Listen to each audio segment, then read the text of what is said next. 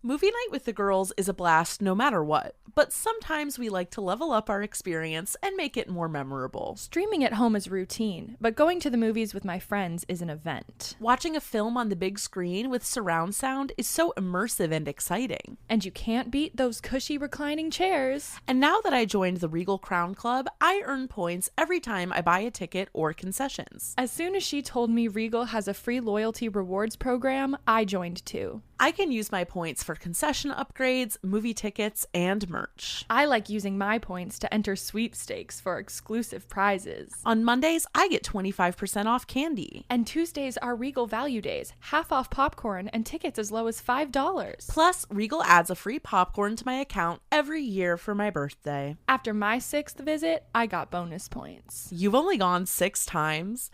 I've gone 10 times, and I got even more bonus points. Wait, you went to the movies without me? Yeah. This is the sound of your ride home with Dad after he caught you vaping.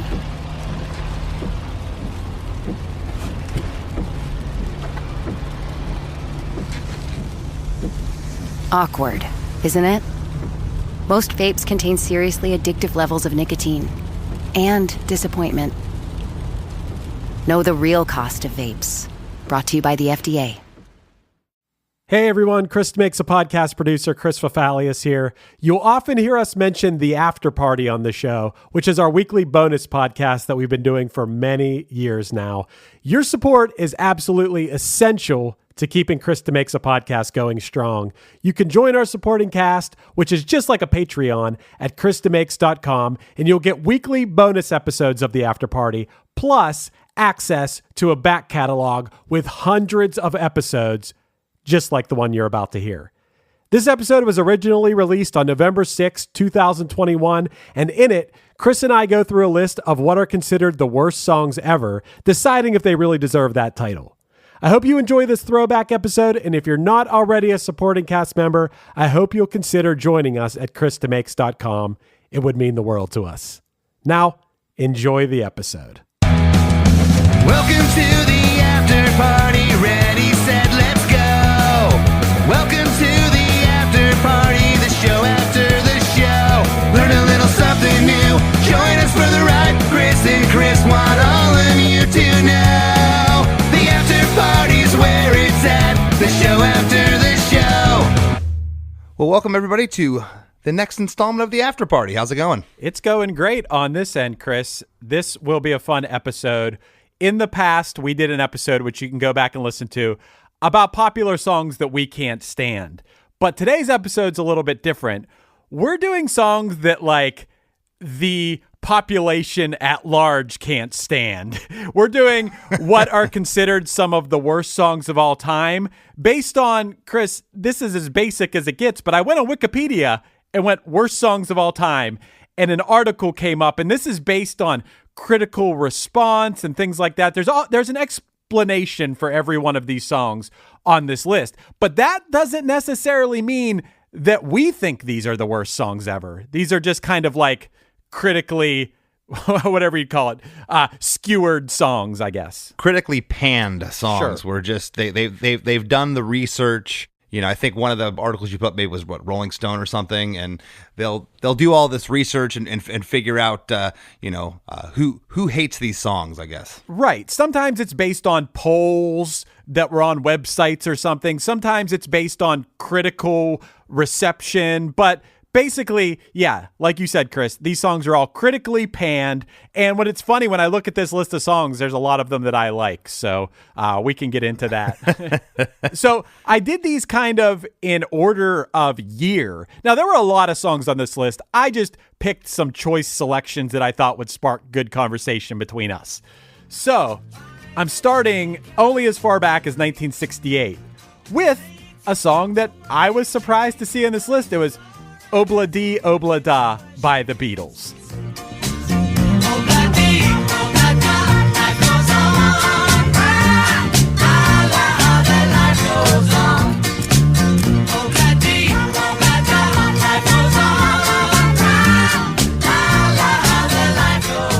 How do you feel about this song, Chris?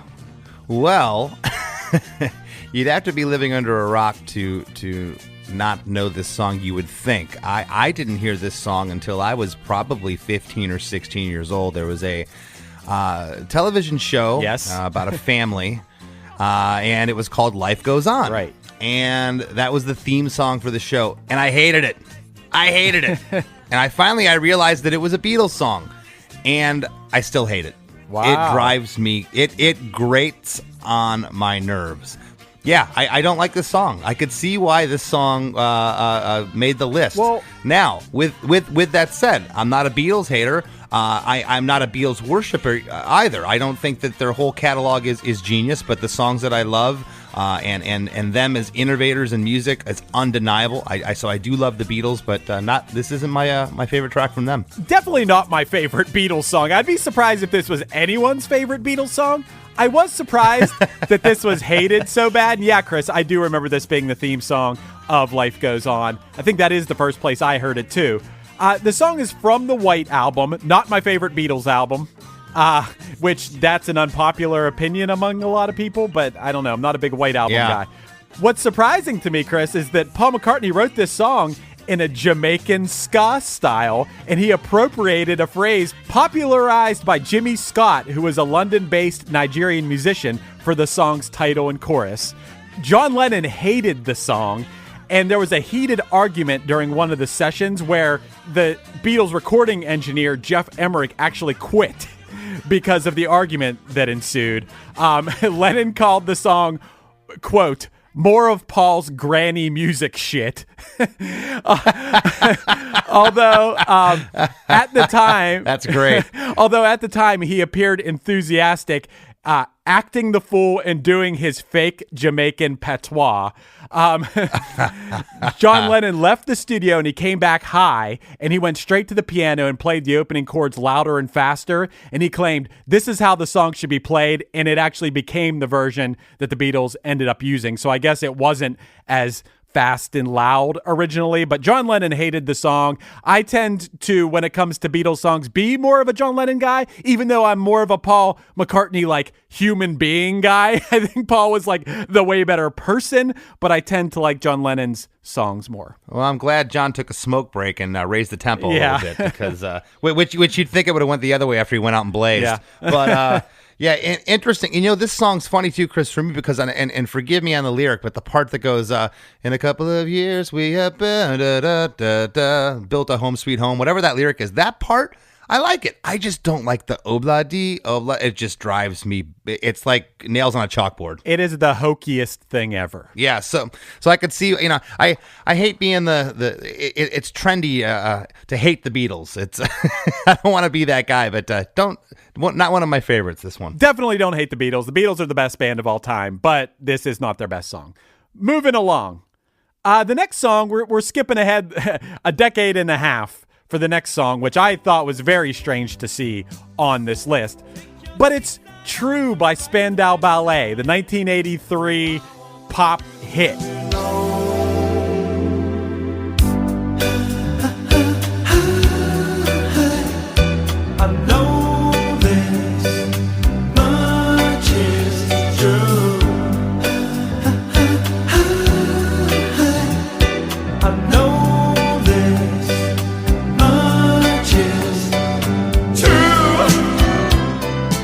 How do you feel about this song? I don't know how this made the list. This song is awesome. It is, man. I first became aware of this song because PM Dawn sampled it in that song Set Adrift on Memory Bliss, if you know that song from the 90s. Yeah, of course. I saw a critic describe this track as dreadful wine bar soul.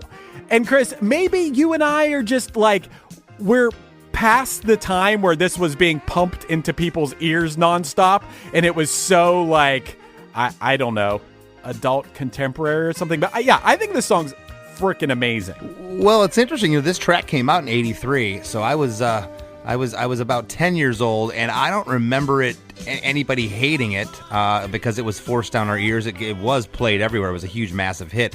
I will tell you that listening back nowadays, especially the part where I don't know the singer's name from Spandau Ballet. Gary Kemp.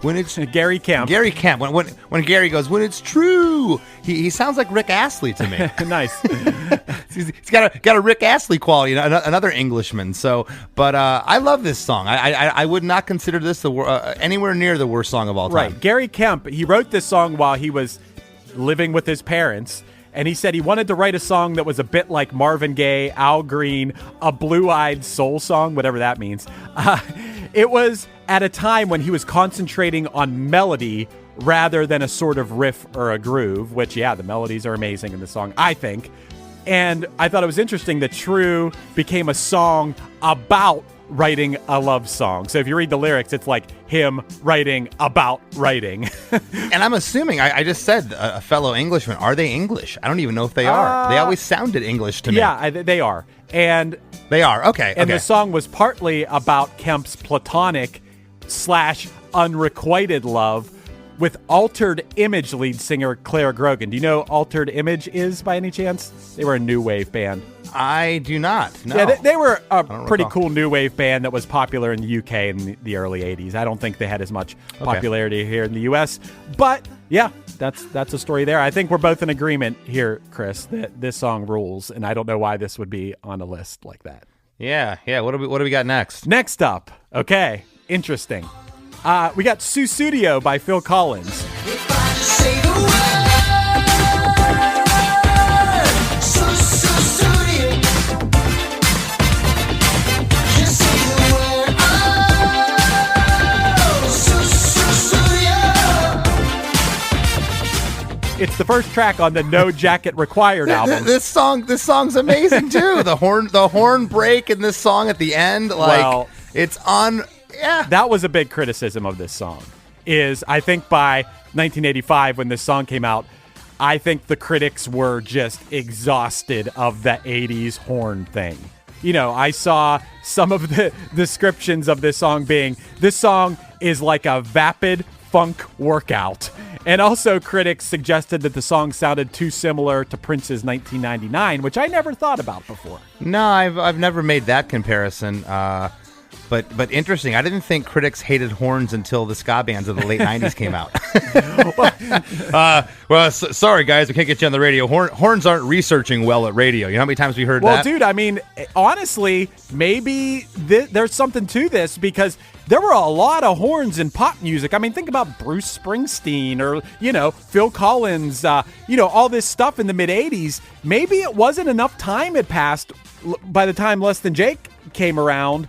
That was only 10, 12 years later, man. You know what? Screw you, Phil Collins. We couldn't get on the radio because of you. Thanks a lot. It may have been Phil Collins' fault. And Susudio, not my favorite Phil Collins song, but definitely liked it. It was the first song on No Jacket Required, which also had One More Night, Don't Lose My Number, Who Said I Would, and Take Me Home. A lot of hits on that album. Yeah, I wouldn't lump this in with the worst, Chris. This is 2 in a row. I'm going to say I'm thumbs up. I'm pro Susudio. Yeah, I like Susudio too. Not my favorite Phil Collins, but definitely not one of the worst songs ever.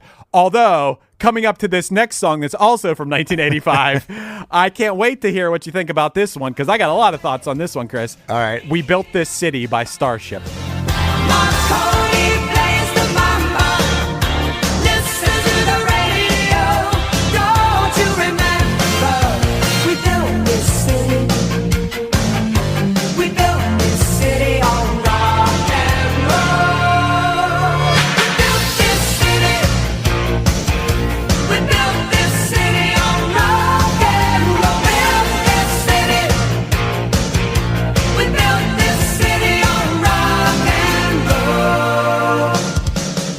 How do you feel about it? Oh, man.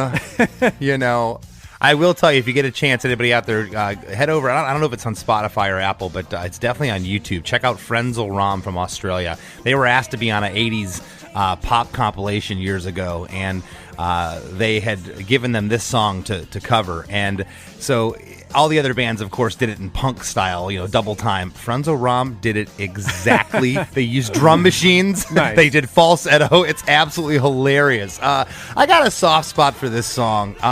It came out at a time when I was in between kind of all the pop stuff that I grew up with my parents being musicians. Hadn't really completely transcended into the metal thing yet in hard rock. I was somewhere in between, but I could see why people hate this song, especially the fans of Jefferson Airplane that became Jefferson Starship, that then just became Starship with this song. The band went from this 70s psychedelic rock band to complete commercial pop, in a lot of people's eyes, garbage. But I don't hate the song, but I could see why people do. Well, in 2011, this song won a poll on Rolling Stone by a wide margin of the worst songs of the 80s. I, too, have a very soft spot for this song because my friends PJ and Jers, we would go to this bar called Sweeney's by where we grew up, and we would always perform this song at karaoke, and we called our karaoke group Where the Boys Are, which I don't know where we got that name, but I think that's an amazing name for a band in general, Where the Boys Are. I don't know where we came up with that, but that's amazing. Always loved singing this song and getting real into it drunkenly at the bar. The lyrics in the song are an argument between the singers of the band and an unidentified you, who is presumably a music industry executive, who is marginalizing the band and ripping them by playing corporation games. And the one thing, Chris, that I never knew is they always mention this Marconi. Marconi Yes. plays the mamba. Yes. Do you know who Marconi is by any chance? Yeah, I think Marconi may have been one of the first ones. It had something to do with like a phonograph or some kind of telecommunications. He's credited as the inventor of radio. It's Google. Okay. Guglielmo Marconi is an Italian inventor and electrical engineer known for his creation of practical radio wave-based wireless telegraph system, aka radio. Marconi, a fun fact about Marconi, he was almost on the Titanic, but he chose to take the Lusitania 3 days earlier. And if he would have been on the Titanic, maybe we built this city, we wouldn't be talking about it right now. Thank goodness. And one more little fun fact about this song, Chris, that I don't know. There were 4 writers on this song, one of them being Bernie Taupin, Elton John's songwriter, his songwriting partner. Oh, wow. Was Grace Slick or Mickey Thomas credited? I think no. They were in- I don't know the answer to that, but I don't remember them being on there because I would have made note of that. I didn't know the other 3. Okay, because Grace and Mickey were in the band. Grace was the one of the lead singers, and Mickey was. And Mickey and Grace almost sounded exactly alike. His voice was about as high as her voice was. He had an incredible voice. Right. As a matter of fact, if you want to go back to YouTube, they recently, Starship, without Grace Slick, played I want to say it was like Adventure Island and down in Tampa, Florida, or Busch Gardens recently, like in the past couple months. And Mickey Thomas is like 73, and he can still sing as high as he did in his 20s. The guy, I don't know if the guy struck a deal with the devil. It's amazing. Nice. Chris, we're going to move ahead a few years. A song from my childhood that I remember. It's Don't Worry, Be Happy by Bobby McFerrin. Don't worry, be happy. Don't worry, be happy now. Don't worry, be happy. Don't worry, be happy. We did a One Hit Thunder episode about this song, so I know a lot about this song, but how do you feel about this one? I hated it in 1988 because it was, much like you said about the Spandau Ballet song, it was everywhere. You could not escape this. Children as young as 3 years old were singing it, and men and women as old as 80 or 90 years old were humming it. It was a universal, it was a hit across every kind of age gap. It didn't matter. People loved this song. It was a massive hit. Looking back now, I think it's incredible. This was not done on Pro Tools. This was all done a cappella with the voice to analog tape. I think the song is a little masterpiece. I would not consider this the worst song. It was the first a cappella song to ever reach number 1. I think that's an impressive feat. And Bobby McFerrin, do some research on Bobby McFerrin, he's an insane, amazing singer. He can do that polyphonic overtone singing where it sounds like you're singing more than one note at once. Yes. I mean, he's an insane dude. The song was released in conjunction with Cocktail, the movie Cocktail. It was like part of it. I don't know if it was actually on the soundtrack, but it was definitely like part of that whole thing. And it displaced Sweet Child of Mine at number 1 on the charts. It took down Guns N' Roses. How crazy is that? Well, totally believable. And by 1988, by this time, I was full swing into thrash, thrash metal, heavy metal, hardcore, heavily getting into punk rock at this point, and Bobby McFerrin just wasn't going to make the cut at that point. But I heard this song, it wasn't too long ago. I don't know, I was in a mall or something somewhere within the last year, and I listened to it with fresh ears, and I just thought about that time period. I'm like, wow, this cat recorded this without the aid of computers. It was all just analog to tape, and I back it, man. Yeah, I mean, also, you know who else backed it? The Grammys, because this song won Song of the Year, Record of the Year, and Best Male Pop Vocal Performance at the 1989 Grammy Awards. So, regardless of whatever Michael Musto from The Village Voice thinks about it, who called it the worst song of all time, I don't think that everyone agrees. I think this song's cool. I'm not rocking out to Don't Worry, Be Happy all the time, but I think it's a pretty cool song.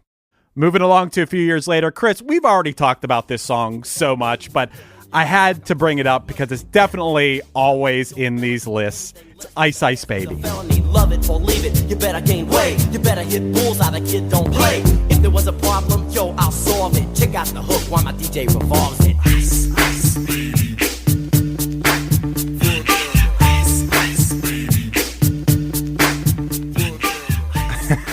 And once again, I encourage everyone, if you're listening to this, I do a podcast called One Hit Thunder. We did an episode about this where we broke down the story of the lyrics in this song, which is this insane story about Vanilla Ice hanging out in Miami and just like basically opening fire on some people that are doing coke for some reason. Like, you know, I'm not advocating for cocaine use, but I also think you shouldn't be like trying to kill people for doing coke in Miami in the 90s. Like, I don't know what the deal with that is, but I think it's kind of crazy to say that this is one of the worst songs ever, because there's no doubt about it. This song's catchy as hell. No, I wouldn't consider this the worst song. I don't know. This is another one of those tunes that, I was already in college. Well, no, I was in my senior year of high school when this came out. I was just about to enter college, and this wasn't going to be on my radar as something I would like then. But if it were to come on now, I'd crank it up, be like, yeah. Everybody knows all the words to it. It was the first CD I ever got. I mean,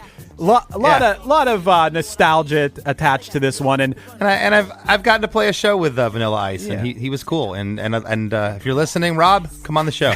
Yeah, let's get Rob on. With Amex Platinum, you can really be in the now. Access to Resi Priority Notify. Yes. 4 p.m. checkout with fine hotels and resorts booked through Amex Travel. We needed this. And dedicated card member entrances at select events. Let's go! Means you can focus on the present moment. That's the powerful backing of American Express. Terms apply. Learn more at americanexpress.com/withAmex. Card member entrance access not limited to Amex Platinum Card. The holiday season officially starts when you get that first card in the mail. Shutterfly makes it easy to add more meaning to the everyday with hundreds of holiday card designs that can be personalized in seconds with your favorite photos from this year. Select your greeting, customize the color, and even add little extras like personalized foil to make a holiday card that really shines. Enjoy 40% off with code SMILE40 at Shutterfly.com and send something meaningful this year. See site for more details. This episode is brought to you by Amazon. The holidays are here, and you know what that means. It's time to get your friends and family the gifts they deserve. Take the stress out of shopping with Amazon's great deals and low prices on a huge range of items from toys to tech and much more. Whoever you're gifting for, Amazon has great prices on everything you need this holiday season. Shop Black Friday week starting November 21st. With Uber Reserve, good things come to those who plan ahead. Family vacay? Reserve your ride as soon as you book your flights. To all the planners, now you can reserve your Uber ride up to 90 days in advance. See Uber app for details. I'm James McComb, reporting live from home in my bathrobe and slippers. Tonight, we're talking Dunkin' Polar Peppermint Coffee. Gene's here with the latest. Gene, do you copy? The home with Dunkin' is where you want to be. This episode is brought to you by Allstate. Some people just know they could save hundreds on car insurance by checking Allstate first. Like, to check you have the tickets in your wallet first before you drive 2 hours to the big game. Seriously, you had one job. Now the closest you'll get to the 50-yard line is parking lot D. Yeah, checking first is smart. So check Allstate first for a quote that could save you hundreds. You're in good hands with Allstate. Savings vary. Terms apply. Allstate Fire and Casualty Insurance Company and Affiliates. Northbrook, Illinois. Okay, now we're getting to songs that maybe I can agree with the hatred of, Chris. We're going 2 years later to 1992. We got Achy Breaky Heart from Billy Ray Cyrus. They won't be reaching out for you no more. Don't tell my heart, my achy breaky heart. I just don't think you'd understand. And if you tell my heart, my achy breaky heart, he might blow up and kill this man. Oh, man. This is a tough one for me because, no, I did not like this song when it came out. I hated absolutely everything about it. As far as worst songs, and, I'll tell you, doing this podcast, because, some folks have said in our group, Chris seems excited every time he talks to these artists. There's no way he could like every one of these songs. And when I start breaking apart and getting into the nuts and bolts of songs, I begin to see them a different way. And same thing with this song. There's no denying the catchiness of this track. It was a sign of the time song. Pop country was at the forefront of music. Garth Brooks had just taken this thing in a whole other direction. Basically, he was a stadium act at that point. And I just think that I think it's a good song, but I hate it. That makes sense. Yeah, this is the song that gets all the grandmas on the dance floor at the weddings. At the wedding. Yeah. And I mean, I think this song's atrocious, but to his credit, I think Billy Ray seems like a kind of cool guy. So like I it's hard for me to like hate it that bad. But here's something I will hate about it, Chris. This crossover hit is recognized as part of a transitional period in country music where Billy Ray Cyrus brought a renewed interest to a dying breed of music among younger listeners, to which I say, thanks a lot, Billy Ray. Really appreciate that, man. Really appreciate you bringing pop country. He really made pop country a thing. And I know that Garth Brooks kind of did, but Garth Brooks songs were like kind of good, whereas this is not good. I really hate pop country music, and if Billy Ray Cyrus is responsible for this, I would like to give a big fuck you to Billy Ray Cyrus right now. Yeah, well, I mean, maybe we get a free pass or a mulligan, if you want to call it, and I'm going to give my mulligan to this one. I don't like this song, but I don't think it's the worst song. Okay, and Weird Al did a parody of the song Achy Breaky Song about a man's disdain for this song, which is pretty funny. So if we got a good Weird Al song out of it, at least we got something out of it. Moving along, Chris. Oh, I know you're going to have strong opinions about this next one. We're skipping ahead to around 1999 when Nookie from Limp Bizkit took the world by storm. I won't lie, that I can't deny. I did it all for the nookie. Come on, the nookie. Come on, so you can take that cookie and stick it up your head. Stick it up your head. Stick it up your head. Stick it up your head. I did it all for the nookie. Come on, the nookie. Come on, so you can take that cookie and stick it up your head. Stick it up your head. Stick it up your head. Stick it up your head. Oh man, Nookie. Wow. Yeah, my mom used to say the old adage, if you don't have something nice to say, don't say it at all. I do not like this song. I did not like it then. It has not aged well. But there has been like this staying power with this band, especially over in Europe. I don't think that they were as forced down people's faces in Europe and England as they were in America back in the day. And that's kind of, I don't want to say giving them a resurgence, but they still played a massive crowds over there. But Not one of my favorite songs. I'm going to say that I would lump this in one of the worst songs. I think the lyrics are about as cringeworthy as it gets. Well, to your point, the album did go 7 times platinum, which is pretty insane. I have a friend who was a guest on this podcast before, Brett Detter of the Juliana Theory, who lived near Fred Durst, and he once sent me a picture of his truck. And he had like this big truck, and on the side of it where you unlock, you know how like on an iPhone you slide to unlock? Well, Fred Durst had big slide to unlock things on the door of his truck, which I thought is pretty funny and it makes no sense. Wes Borland, when talking about the song Nookie, said that he thought the music was cool, but he didn't like the lyrics at all. He said Nookie was the working title because there was a porno mag at the studio with the word Nookie on the cover. So he was like, I guess as like a placeholder, he was like, this song's called Nookie, but he never thought that someone was going to run with that idea. And so Wes Borland said, I suppose it's all my fault. I personally can't help but think it's kind of catchy, but yeah, Limp Bizkit are one of the cringiest bands ever, but they've lately made some sort of comeback. Like, I think that they like are in on the joke about themselves in a way. I don't know, man. I got a lot of mixed feelings on them. All right, next on the list, man, is a song that another one I did a one-hit thunder about with Jen Pop, who was on Chris DeMakes a Podcast in an early episode. She chose this song. We did a great episode about it, and I can't believe I'm bringing him up again already, but recently Brett Detter, who, I don't know, I've probably talked to the guy 5 times in the past decade, but just happened to be talking to him on the phone about a project I was doing for their band, and he was talking to me about how much he loves this song. The Thong Song by Cisco. I think I'm singing again. She had dumps like a truck. Guys like what, all night long. Let me see that baby, that thong. I like it when the beat goes. Baby, make your booty go. That thong, yeah. Upon me mentioning it to you, Chris, yeah, we laugh because it's a song about thongs. But have you listened to this song recently? I have not. No, I of course I know this song. I don't. You'd have to be living in a bunker 500 feet below the Earth's core to not have heard this song. But no, I have not listened to it recently. What's up? The string arrangement in this song is insane and awesome. Like, the production of this song is amazing. And yeah, it's funny. It's about thongs. Whatever.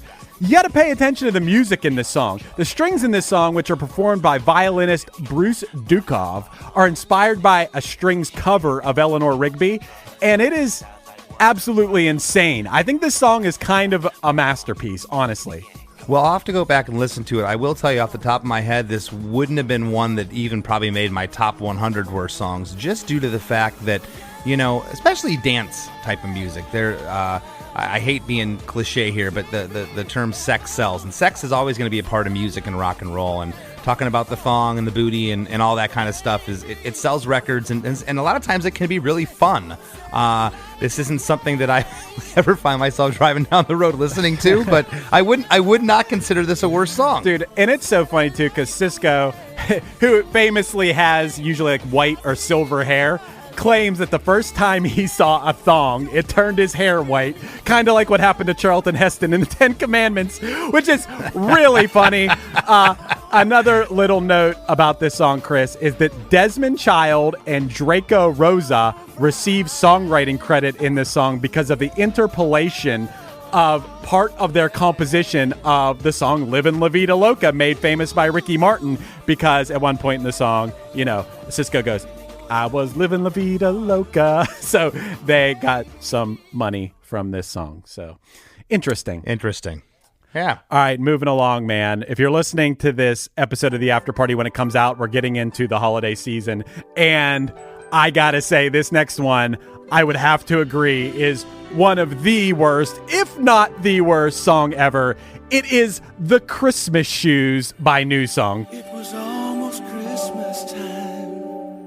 There I stood in another line, trying to buy that last gift or two. Not really in the Christmas mood. Standing right in front of me was a little boy waiting anxiously, pacing round like little boys do, and in his hands he held a pair of shoes. And his clothes were worn and old, he was dirty from head to toe. And when it came his time to pay, I couldn't believe what I heard him say. Sir, I wanna buy these shoes for my mama, please. It's Christmas Eve and these shoes are just her size.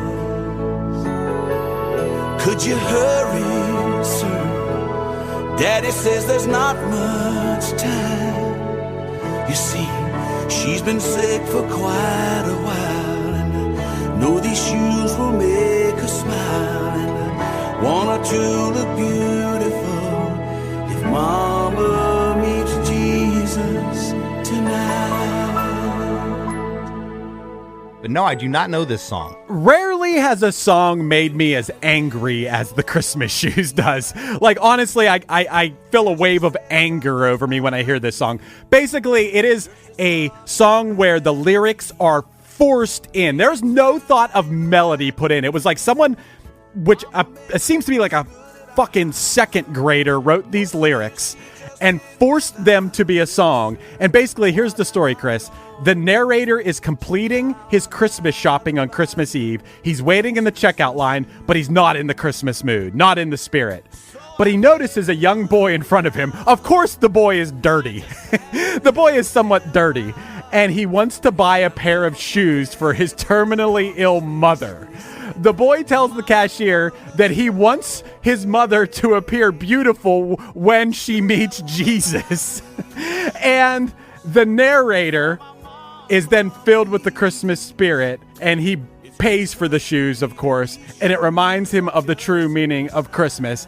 The song is, hilarious how, like, whatever, over the top it is. But, dude, the thing that makes me so mad about this song is the guy thinks he knows the true meaning of Christmas, and to which, Chris, I ask you, is the true meaning of Christmas to do a slightly good deed and then go write a song about it, bragging about your good deed, you fucking asshole? Like, letting the world know what a nice thing you did? Like, fuck this guy, fuck this band. This is the worst song ever, and it still gets played, and they made it in...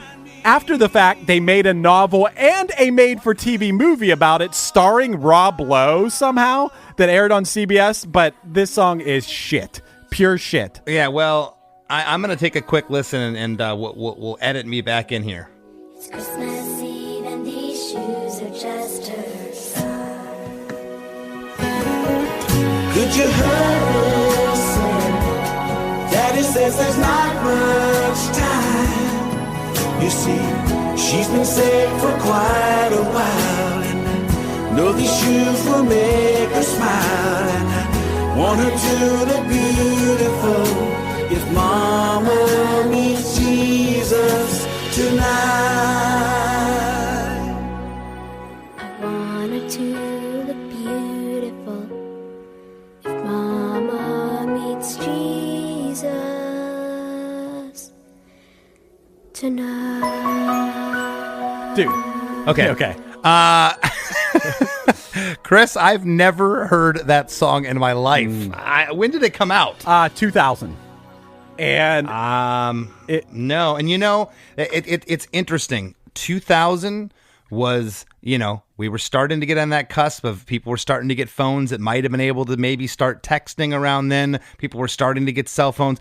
You weren't glued to your phones. You weren't glued to social media. I was trapped in a bus in 2000 driving around. I missed this song. Well, you're lucky. You're lucky you missed it. Yeah, and I'll tell you, there's nothing more cringeworthy than you know, like you said, trying to claim a good deed out of something that's supposed to be for Christmas. That's lame. And it's just a terrible, terrible, terrible song. And Chris, there's one more on the list that I had to bring up. One of those polarizing bands. I'm already bracing myself for you to defend this song and defend this band because I know you're going to. But in 2006, Nickelback gifted the world the song Rockstar.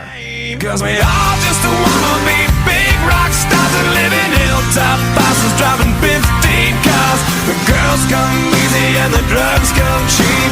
Well, I'll stay skinny cause we just won't eat. And we'll hang out in the coolest bars in the VIP with the movie stars. Every good gold digger's gonna wind up there. Every playboy bunny with the bleached blonde hair. And well, hey, I wanna be a rock star. I can't wait to hear your thoughts on this one. This song's terrible. Okay, thank you. But I don't understand the hate for Nickelback. There's way worse bands out there.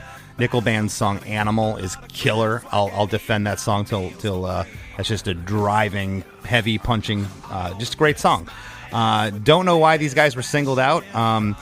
But this song, there's just something so generic and cheesy about this lyric. It is bad. So this is in the worst pile for me. So okay, yeah, it was number 2 on BuzzFeed's list of the 30 worst songs of all time. Not that BuzzFeed is any kind of authority on anything, but the song is often used to mock the band. This is like the go-to song. Although I will say that I see people meme the song "Photograph" a lot. It's usually pretty funny. Yeah, it's almost like Nickelback knew that they were being made fun of and we're like, fuck it, we're just going to go with it. Let's write the song that people think we sound like or something. I mean, this song it's atrocious. Yeah, I kind of agree. It's kind of like, you know what, the joke's going to be on them if they don't like us and we're going to write this song. And if they did it for that reason, then I can maybe back it a little more. But just the lyrical, just everything about it, it's every cliche and stereotype rolled into one that you could about being a rock star. And I do not like this song. But I have to, again, defend the band slightly because I just think there's way more highly offensive bands than Nickelback, and how they got singled out as the most offensive, I don't know. Yeah, and okay, so that kind of concludes my list based on that Wikipedia article. There's a lot of other songs on there. You can just type into Google "worst songs of all time." It's the first thing that comes up. You can see some of the other songs on there. I didn't get into the obvious ones like "Friday" by Rebecca Black and stuff. Yeah, okay, we get it. But the thing that's similar about all these songs, Chris, is they're all songs that are very popular songs. Maybe not Christmas Shoes, but in general, these aren't the worst songs. You could go on YouTube and find way worse songs than these. They're all well-structured, well-written songs that either have been just pounded into our heads or have some sort of thing that dates them a lot, Well, do you have an honorary mention? I have one honorary mention before we sign off Chris, here. I do. I want you to say yours first because mine is going to be what plays people out on the episode because it's probably not a song that anyone listening, minus my friends that are listening, know. But what's yours? This was 1991, I believe, and this was a Latino man's answer, I kind of feel, to Ice Ice Baby, which is Gerardo with Rico Suave. Rico Suave Rico Suave. Seguro que han oído que yo soy educado, soy un caballerito, un chico bien portado, un joven responsable. Yeah, we're talking a massive global hit, and just everything about it's embarrassing. The Spanglish, the delivery, the lyric, it's just cringy and bad. The standout lyric being, which I still to this day don't understand. I think I understand, but why someone would utter this into a microphone, I don't understand. But there's a line in the song that says, My only addiction had to do with a female species. I eat them raw like sushi. No me gusta entero. What the fuck is this guy saying? I mean, it is the grossest line ever, and yeah, it was a very popular song. I remember it being very popular. Yeah, and I've used the term novelty hit, but there's something about this song that was just that whatever it was kind of almost like backwards. Rico Suave, and he'd roll the tongue, and there was that part in and of itself is just it's iconic. That part right there, I could see why it's a hit. But yeah. the rest of it, I don't. What do you got? I don't know anything about Gerardo, but I wouldn't be surprised if someone told me, "Oh yeah, that's just a white guy doing a very offensive impression of a different ethnicity." But I don't know.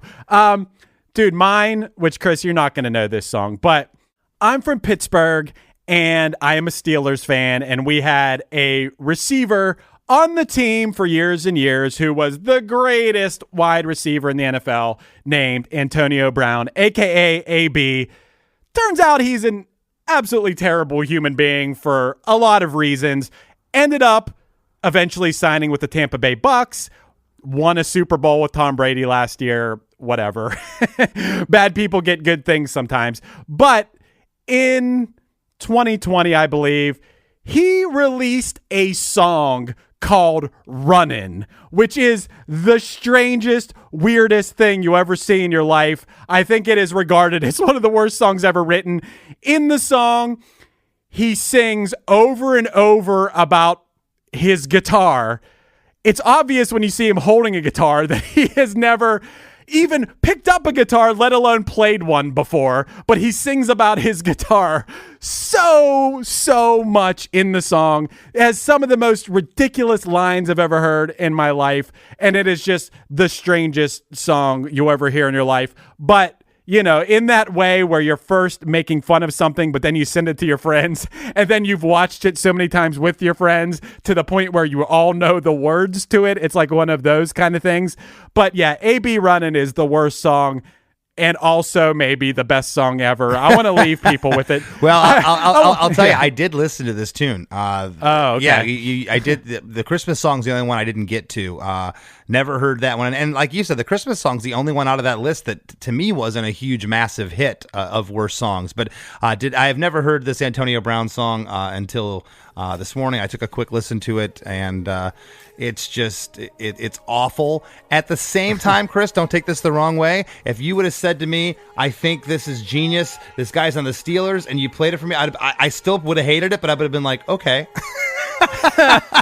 Oh man. And you even kind of admitted it. You said it's the worst, best song of all time. So I think this is a great one to leave the listeners with. Yeah. So enjoy AB Runnin', and we'll see you next week. This song was awful, by the way. I was down to my last year. They ain't even let me get off. Had me sitting like hot sauce. They ain't even let me get off. Life at home, off the radar. Crying for the screens on my guitar. I should go far. Mama crying cause she wanna see me play. Daddy's so scared cause he wanna see me score. That what we do though. What's the truth though? Call me, I'm a new girl. A girl lie to my fucking face. She be out late on fucking dates. I be at home trying to beat the case. She sneaking out just to go on dates. Hurt me to my heart though. All I could do is call God though. I've been born a scar though. But I've been all hard though.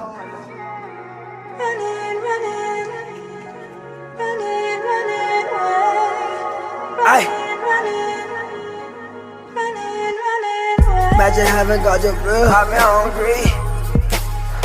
Think my neighbor fell off. Think my neighbor fell off. I think my neighbor fell off. I think my neighbor fell off. Somebody give him a guitar. Somebody give him a guitar. I think my neighbor fell off. Somebody give him a guitar. I'm hungry. Ay.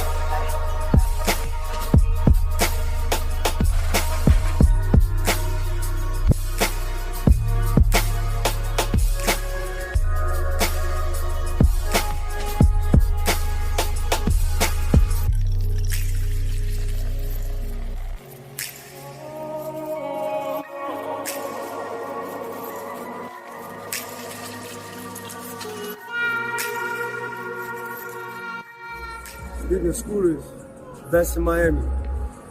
Woodwood, everyone. Hi. Hi.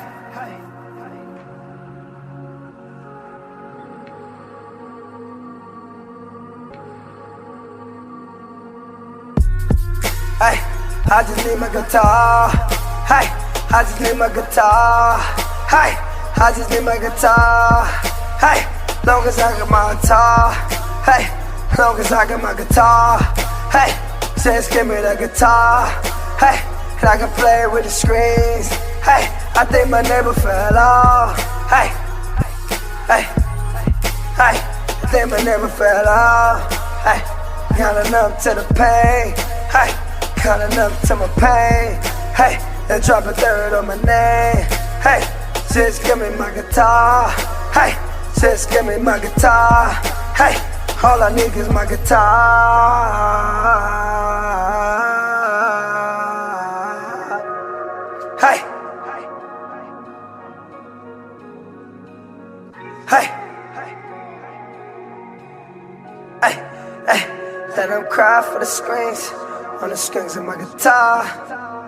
Hey, I'm wearing letters with good jeans. Hey, I'm a motherfucking star. Hey, all I need is my strings on guitar. Hey, all I need is the strings on my guitar. Hey, hey, I need my guitar. Hey, give me my guitar. Hey, my guitar. Hey, all I need is my guitar.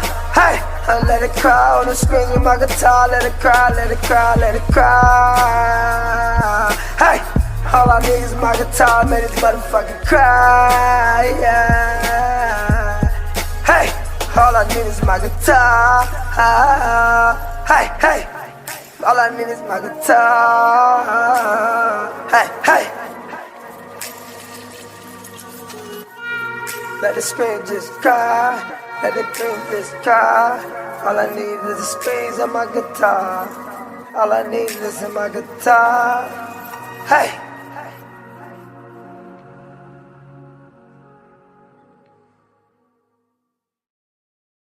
What makes a song a smash on the charts? Is it talent? Luck? Timing? Well, as chart analyst and pop critic Chris Molanphy would say, it's all that and more. Chris hosts Hit Parade, a podcast from Slate, where he tells tales from more than a half century of pop chart history. Through storytelling, trivia, and song snippets, he dissects how the artists you love or hate dominated the airwaves and shaped your memories forever.